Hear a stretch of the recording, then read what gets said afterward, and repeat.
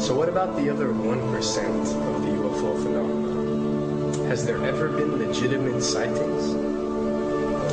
As promised, we're going to cover this 1% in a future episode. But I'll share with you something a wise man once shared with me. Before we should start focusing on dealing with problems outside our world, we should first focus on solving the problems within our world.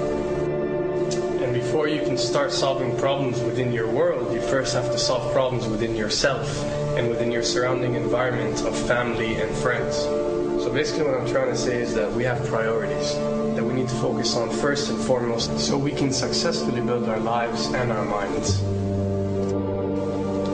Now, it's no secret that the difference between what the government knows about UFOs and aliens and what is shared or released to the public is extremely enormous. And unfortunately, governments and several organizations on Earth are taking advantage of the UFO phenomenon to achieve worldly agendas. So why do we see particle beams, huge ones, firing at things that are, you were saying 200,000 Gs? Yep. I mean, go over that. Well, because I think it's part of a test for if there are bad guys out there. Or maybe they're doing preparations for factions. We may be looking at more than one faction. Remember, these groups tend to fragment. They fractally fragment so that you have wars within wars within wars. You know. But why would NASA release that footage? Well, remember, you've got all the good guys in NASA, and then you've got a few who are not good guys. The good guys don't know that there's something to keep secret. Remember, the lie's different at every level. They believe the lies they've been told. So when you set up a structure, an institution, which is supposed to be open and above board and is supposed to present live TV of the shuttle missions, they present live TV. Now, the controllers can't say, oh, well, you can broadcast this, but you can't broadcast that.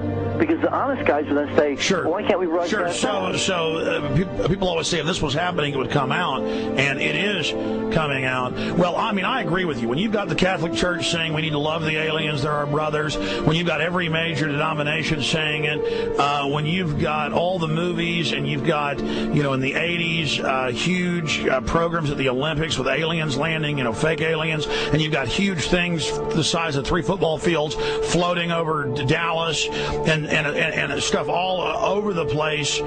Something's going on. And then I read government documents about fake extraterrestrial landings. Any of this. Why? I mean, you believe it's fake. Remember Operation Northwoods? Yes. Okay. Or we can go to the, September 11th. Governments do huge, big things to sway populations at key nodal points in history. They love hoaxes. Yeah, well, they manufacture history is what it is. We are building, all my UFO friends, I need to shake them because they're so, frankly, they're extremely naive, Alex. They really believe we're building toward disclosure. I believe we're building toward a mass, carefully manufactured fake event where ETs, who are really humans, who are really part of this secret clique, who are probably Nazis, who developed or perfected their technology from World War II, which is why you've got to get, Joseph on. They are going to basically fake out the world. And there's an incredible window on the Nazi black ops programs, the compartmentalized, incredible high technology efforts that were being funded by the Nazi war machine, particularly toward the end of the war in a desperate effort to win the war, and they fastened their hopes on several key technologies, some of which appear to be the control of gravity itself, which again is a separate piece of data from my work, which came at this from a hyperdimensional physics perspective. I mean, we know there's a lot of suppressed technology. 20 years after the B-2 bomber was already in service, they declassify it. So we have a lot of cases of that. We know there's a whole shadow government. This is technology in physics, Alex, that would make anything you think you know like a candle flame compared to a hydrogen bomb. This is a physics that literally allows you to rearrange time.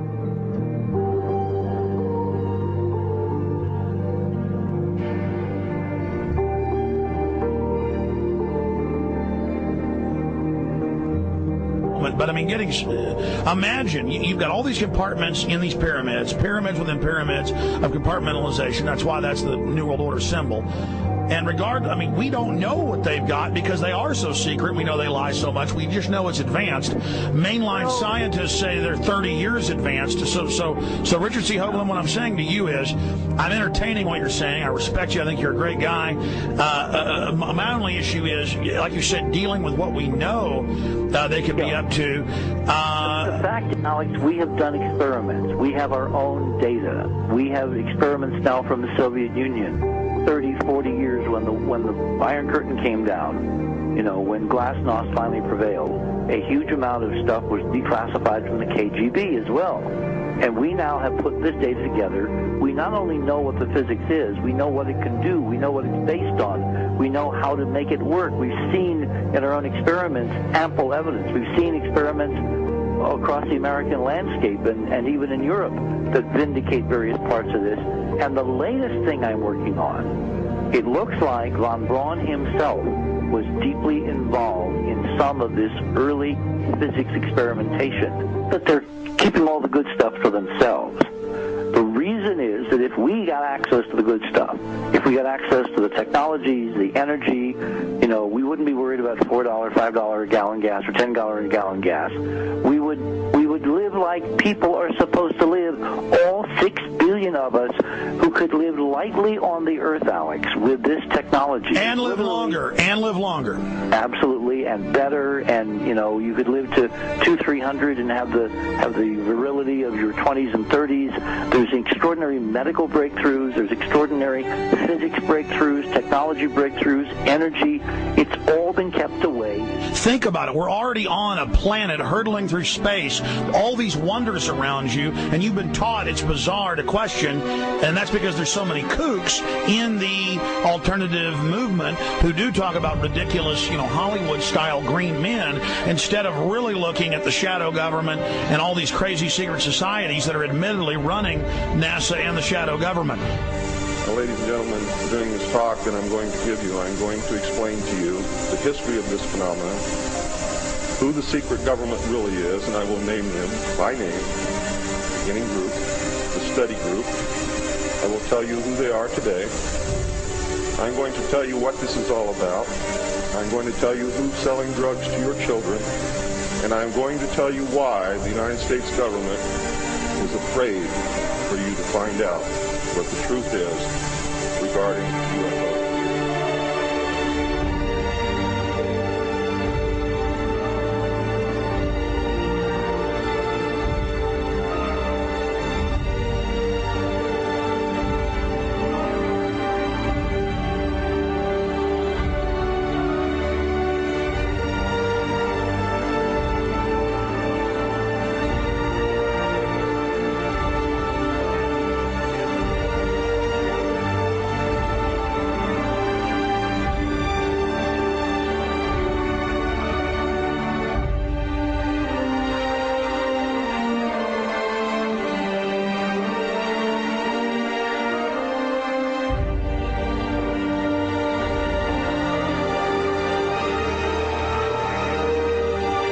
And it turns out that even though she remembered that she'd been part of the team to debrief the astronauts, she couldn't remember a thing that they said.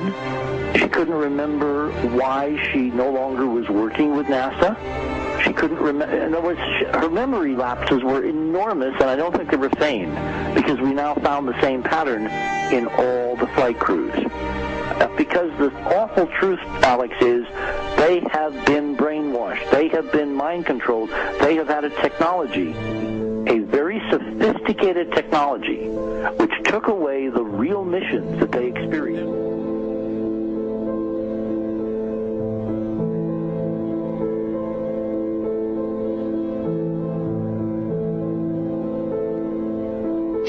Sorry.